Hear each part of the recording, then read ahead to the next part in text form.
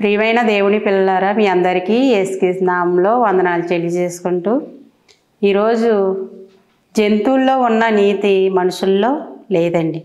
ఎందుకనంటే ఒక జంతువు చనిపోయిందనుకోండి, ఏమండి అనేక జంతువులు వస్తాయి.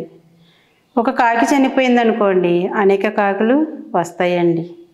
కానీ ఒక మనిషి మరణించాడు అనుకోండి, ఈరోజు మనిషి దగ్గరికి వస్తున్నారండి. ఇప్పుడు మనిషి చనిపోతే రోడ్డు మీద అమ్మో వెళితే ఇప్పుడు పోలీస్ స్టేషన్లు అంటారు, మమ్మల్ని సాక్ష్యం చెప్పమంటారు. ఇవన్నీ తలకాయ పోట్లు మనమేం పడగలదులే అని మనుషులు అనుకుంటున్నారండి. ఏమండి జంతువుల్లో ఉన్న నీతి మనుషుల్లో లేదండి. ఎందుకనంటే ఉప్పు చేప సముద్రంలోనే ఉప్పు చేప ఉంటుందండి. ఆ ఉప్పు చేప ఏమండి మనం తెచ్చుకొని వండుకుంటాము, కానీ అది ఉప్పుగా ఉంటుందండి? ఉండదండి. అది సముద్రంలోనే పుట్టింది, సముద్రంలోనే తిరిగింది, ఏమండి సముద్రంలోనే అది జీవనం సాధించిందండి. మరి ఉప్పులో తిరిగిన చేప ఏమంటించుకోలేదండి, అది ఉప్పుని అంటించుకోలేదండి. ఆ చేప మనం తెచ్చుకొని వండుకుంటాం, కానీ అది ఉప్పుగా ఉంటుందండి? ఉప్పుగా ఉండదు, చప్పగానే ఉంటుందండి. మరి పాపమని లోకంలోనికి వచ్చిన మనిషి మరి పాపాన్ని అంటించుకునేవారు చాలామంది ఉన్నారండి. నీ పుట్టికే ఒక పాపంతో పుట్టావు, నువ్వు పాపంతో పుట్టావు అని అంటున్నారండి చాలామంది. పాపంతో మనం పుట్టలేదండి, పాపపు లోకంలోనికి మనం వచ్చాము. ఏమంటున్నారండి? పాపంతో నువ్వు పుట్టావు అంటున్నారండి. కానీ చాలామందికి అర్థం కాలేదు. పాపం ఉన్న లోకంలో నువ్వు పుట్టావు, నువ్వు పాపంతో పుట్టలేదు. దేవుడు మనుషుల్ని ఎలా పుట్టించాడండి? యథార్థవంతులుగా పుట్టించాడు. చిన్నపిల్లవాడికి ఏ పాపం ఉంటుందండి? వాడికి ఏమైనా గన్నట్టుకొని పేల్చాలనుకుంటాడా ఆ వయసులోని? లేదండి.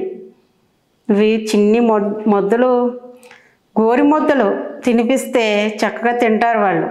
వాళ్ళకి పాపం అన్నది తెలియదండి. అయితే పాలు తాగుతారు. పాలు తాగే పసివాడికి ఏ పాపం తెలుసండి? కానీ నువ్వు పాపంతో పుట్టావు అని చాలామంది అంటున్నారండి. కానీ పాపంతో పుట్టలేదండి, పాపం ఉండే లోకంలోనికి పుట్టారు. ఒక చేప ఏమండి సముద్రంలో ఉన్నా కానీ ఆ నీళ్ళు మన నోట్లో వేసుకుంటే చాలా ఉప్పుగా ఉంటాయి. కానీ చేప తెచ్చుకుని వండుకుంటాము. చేప అయితే తినగలుగుతామండి? తినగలుగుతాం, కానీ అది ఉప్పుని అంటించుకోలేదు. కానీ లోకంలోనికి మనిషి వచ్చి పాపాన్ని అంటించుకున్నాడండి. పాపపు లోకంలోనికి మనిషి వచ్చాడు. మరి పాపపు లోకంలోనికి ఎవరు వచ్చారు? యేసుక్రీస్తు వారు కూడా ఈ లోకానికి వచ్చారండి. మరి ఈ పాపమని లోకంలోనికి యేసుక్రీస్తు వారు వచ్చి ఆయన పాపాన్ని అంటించుకున్నాడండి? అంటించుకోలేదండి. ఆయన మనలాగే ఒక శరీరంతో వచ్చాడండి.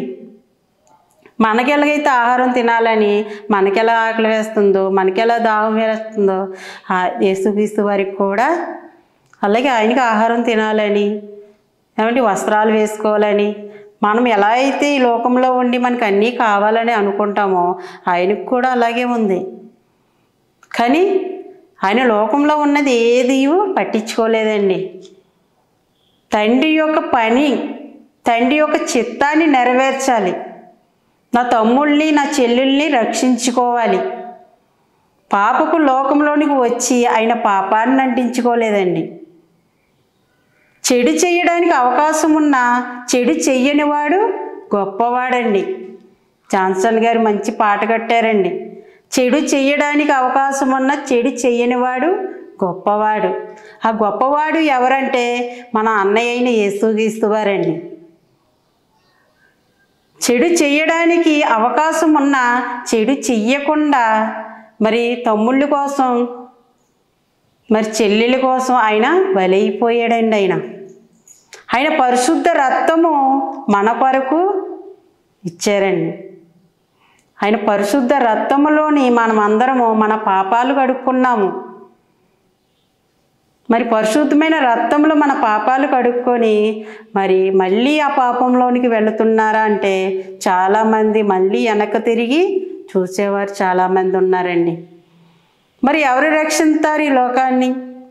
ఎవరు చెప్తారు ఈ మాటలు? క్రైస్తవుడు నువ్వు కదలవు, సువార్త ప్రకటించవు, ఎవరికి మంచి మాటలు చెప్పవు. ఒక ఆదివారం సంఘానికి వెళ్ళిపోయి వచ్చేస్తే సరిపోతుందా? మరి మిగతా రోజులండి దేవుడి పని లేదా? దేవుడి మాటలు చెప్పవా? మరి దేవుడి మాటలు పరిశోధన చేయవా నువ్వు? ఒక ఆదివారం సంఘానికి వెళ్ళి వచ్చేస్తే దేవుడి పని అయిపోయిందని అనుకోకూడదండి. యేసుక్రీస్తు వారు ఈ భూమి మీదకి వచ్చి ఆయన పని చేసుకుంటూ, ఆయన వడ్రంగి మరి పని చేసుకుంటూ వడ్రంగి పని చేస్తూ దేవుడి పని చేశాడండి, తండ్రి పని చేశాడు.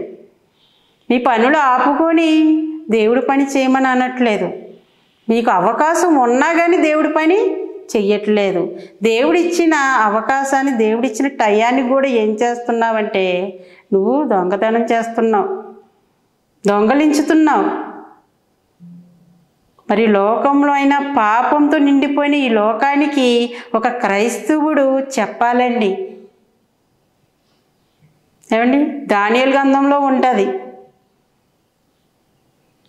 అండి, దేవుడి యొక్క మాటలు చెప్పేవారు ఎలా ఉంటారంటే ఆకాశపు నక్షత్రాల వలె ప్రకాశించుతారంటండి. మరి ప్రకాశించే ఒక నక్షత్రంలాగా నువ్వు ఉన్నావా దేవుడి గురించి? అలా లేరండి ఎవరూని. మరి ఎబ్రీ పత్రిక 10:5 కూడా ఒక మాట ఉంటుంది, బలియు అర్పణయు నేను కోరలేదు తండ్రి. యేసుక్రీస్తు వారు అంటున్నారు, నేను బలియు అర్పణయు కోరలేదు కానీ నాకు ఒక శరీరముని అమర్చితి. ఆ శరీరంతో యేసుక్రీస్తు వారు ఎంత మంచి పనులు చేశారండి భూమి మీదకి వచ్చి. ఎప్పుడు దేవుడి యొక్క జ్ఞానాన్ని నువ్వు జ్ఞానించగలుగుతున్నావా? దివారాత్రులు నువ్వు చదవగలుగుతున్నావా? దేవుడి వాక్యాలు ఎవరికైనా చెప్పాలని ఒక మనసు వస్తుందా ఎవరికైనా సరే? లేదండి. ఈరోజు నామకాత భక్తి అయిపోయిందండి. ఈరోజు పెదాలతోటి భక్తి ఎక్కువైపోయింది, కానీ మనసులో నుంచి భక్తి అన్నది వస్తుందా? లేదండి. శరీరధారిగా ఈ భూమి మీదకి వచ్చి యేసుక్రీస్తు వారు మానవాళ్ళందరి కొరకు ప్రాణం పెట్టాడండి. ఆయన ప్రాణాన్ని ఈరోజు ఎంతమంది జ్ఞాపకం చేసుకుంటున్నారండి? రొట్టి ద్రాక్షారసం తీసుకుంటున్నాము, ప్రతి వారం తీసుకుంటున్నామండి. ప్రతి వారం తీసుకొని మర్చిపోదామా? రొట్టి ద్రాక్షారసం తీసుకున్నావనంటే నువ్వు యేసుక్రీస్తు వారి యొక్క మరణ పునరుద్ధానాలు తెలియజేయాలి. తెలియజేసినప్పుడే నువ్వు తీసుకున్న దానికి అర్థం ఉంటుందండి. మరి లోకమంతను, ఈ పాపపు లోకంలోని ఉన్న మనుషుల్ని రక్షించాలి అని అంటే అది దేవుడి యొక్క మాట వలనే. ఒక తామర పువ్వు బురదలో నుంచే వస్తుందండి, కానీ అది బురద అంటించుకోదు. ఒక తామర పువ్వు ఏమండి, అది ఎంత పరిశుద్ధంగా ఉందండి. అది ఒక చేప ఎంత పరిశుద్ధంగా ఉందండి, ఉప్పు నీటిలో నుంచి వచ్చింది, కానీ అది ఉప్పుని అంటించుకుందా? లేదండి. యేసుక్రీస్తు వారి పాపమని లోకంలోనికి వచ్చాడు, కానీ ఆయన పాపాన్ని అంటించుకోలేదండి. ఎంత పరిశుద్ధంగా బతికాడండి ఆయన. అలా పరిశుద్ధంగా బతికి దేవుడి కోసము చనిపోతే దేవుడిని మహాలోకానికి మనమందరం చేరిపోతామండి. మరి ప్రతి ఒక్కరూ కూడా గమనించవలసిందిగా మరి ప్రేమపూర్వకంగా తెలియజేస్తున్నానండి. ఎవరు ఒక్కళ్ళైనా మారాలని మా ప్రయత్నం అండి. మరి మాసు గుండె, ఒక రాయి లాంటి గుండెనైనా అండి మాసపు ముద్దలాగా ప్రేమ కలిగి పెట్టాలనేనండి. కఠినమైన హృదయాన్నైనా ఏం చేయాలి? మార్చాలనండి మా ప్రయత్నం. మరి ఈ మాటలు ప్రతి ఒక్కరూ గమనించాలనేసి మరి ఈ పాపపు లోకంలోకి వచ్చిన మనం పాపం అంటించుకోకుండా దేవుడిని మహాలోకానికి చేరాలని ప్రేమపూర్వకంగా తెలియజేస్తున్నా. అందరికీ వందనాలు.